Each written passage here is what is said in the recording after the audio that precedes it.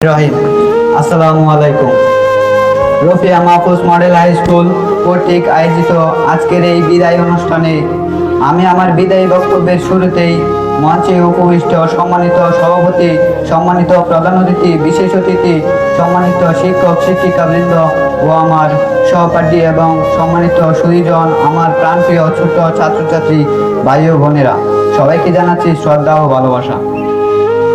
শ্রদ্ধেয় শিক্ষক বৃন্দ, প্রিয় সহপাঠী ও ছোট ভাই ও বোনেরা, আজকের এই দিনে হৃদয় জুড়ে এক অদ্ভুত বেদনার ঘনঘটা। আজকের দিনটি আমাদের জন্য স্বাভাবিকভাবেই বেদনার রূপ হলেও দীর্ঘ সময়ের পড়াশোনার পাঠ্য চুকিয়ে আমাদের আজ দীর্ঘদিনের এই শিক্ষা প্রতিষ্ঠান ছেড়ে বিদায় নিতে যাচ্ছি। তবে এই বিদায় একদিকে যেমন বেদনার, তেমনি অন্যদিকে সম্ভাবনার। কারণ এই চলে যাওয়া সামনের আরো উচ্চতর শিক্ষার হাতছানি ডাকে এগিয়ে যাওয়া। আজকের দিনটি মনে পড়ছে, এই তো সেই দিন আমরা নবীন ছিলাম। আমাদেরকে বরণ করার জন্য যেন সাজ সাজ রবে গড়ে উঠেছিল এই বিদ্যালয়ের প্রাঙ্গণ। আজ হাঁটি হাঁটি পা পা করে এই বিদ্যালয়ে আমরা অগ্রজ হয়ে উঠেছি।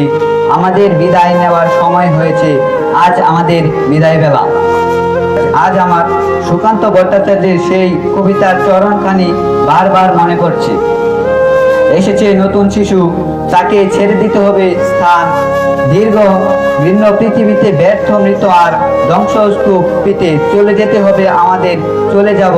তবু আজ যতক্ষণ দেহে আছে প্রাণ, প্রাণপণে পৃথিবীর সরাব জঞ্জাল।